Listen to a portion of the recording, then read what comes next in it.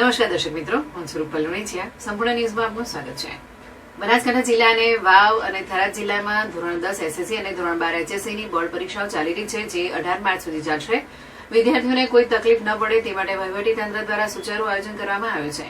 તમામ પરીક્ષા કેન્દ્રોમાં સીસીટીવી કેમેરાની વ્યવસ્થા સાથે પરીક્ષાનું સંપૂર્ણ રેકોર્ડિંગ કરવામાં આવે છે.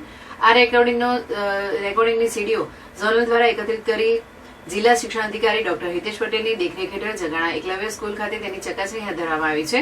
કોમ્પ્યુટર નિષ્ણાંત શિક્ષકોની ટીમ દ્વારા તમામ શાળાઓના ફૂટેજની તપાસ કરવામાં આવે છે, જેમાં ગેરરીતિ કરતા વિદ્યાર્થીઓ નજરે પડશે તો તેમની સામે બોર્ડના નિયમો મુજબ કડક કાર્યવાહી હાથ ધરવામાં આવશે.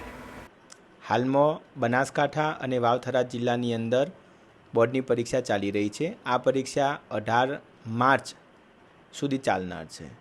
બોર્ડની અંદર સુંદર આયોજન વહીવટીતંત્ર દ્વારા કરવામાં આવેલું છે. તમામ બાળકો સુંદર રીતે પરીક્ષા આપી રહ્યા છે. અત્યાર સુધીમાં ગેરરીતિના કોઈ બનાવો ધ્યાને આવેલા નથી. ઉપરાંત હજી પણ વધુ શાળાઓમાં કોઈ પણ ગેરરીતિના બનાવો બનેલા હોય તો 100% શાળાઓ જે સીસીટીવી કેમેરા દ્વારા સજ્જ કરવામાં આવેલી છે. આ તમામ શાળાઓ જે છે એ સમગ્ર પરીક્ષા સમય દરમિયાનનું રેકોર્ડિંગ જે છે એક સીડીની અંદર કલેક્ટ કરે છે. આ જે સીડીઓ છે એ અમે જોનલ દ્વારા મેળવી એ તમામ જે સીસીટીવી રેકોર્ડ છે એનો ચકાસણી કરવામાં આવેલી છે.